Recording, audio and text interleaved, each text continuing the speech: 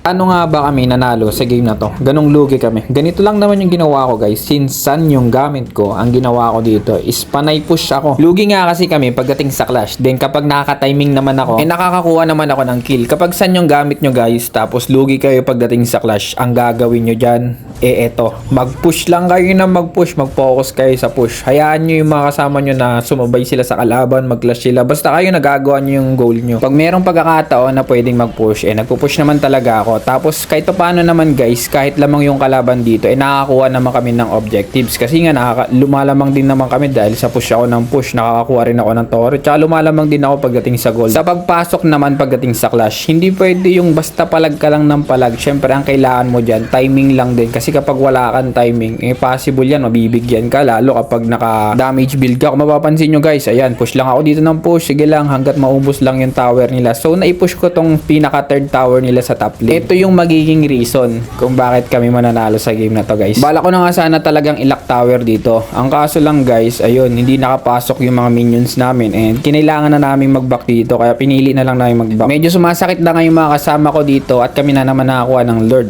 Ang kaso guys, hindi talaga namin kayang i-end dahil mas lamang talaga sila sa amin pagdating sa clash Ayun, mabibigyan ko sana dito yung Leslie. Ang kaso nakapag first kill pa, hindi umubra. Tapos guys, ang sakit na ng damage nila kaya pinili ko dito mag-out na lang muna. Kung mapapansin nyo guys, pag uwi ko nga dito, makikita nyo sa minimap na lamang pa rin sila sa push. Kasi nga, lamang talaga naman sila sa amin. Pagdating sa kill, nagpupush sila. Ako sumesegway lang ako, kaya nakakakuha ako ng push. Nabigyan yung golden kadita namin guys. Kasi yung golden namin dito, pinilit magkadita. Kaya kami nalugi pagdating sa mga clash. Tapos nakita ko dito yung core ng kalaban na Julian. Si Segway. So, ang ginawa ko naman dito guys, syempre kailangan mag-back. Nag-clear na lang ako dito. Give na namin yung lord dito. Dito na nga papasok yung purpose ng pag-push ko. Kung makikita nyo sa top lane guys, nandoon na yung minions namin. Then nag-lord pa yung mga kalaban.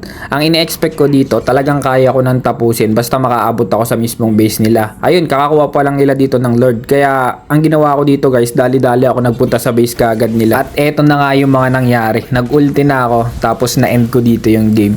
O diba guys, kahit lugi kayo, basta mag-push kayo, basta mautak kayo, mananalo kayo. Bye, yun lang guys, papalo naman.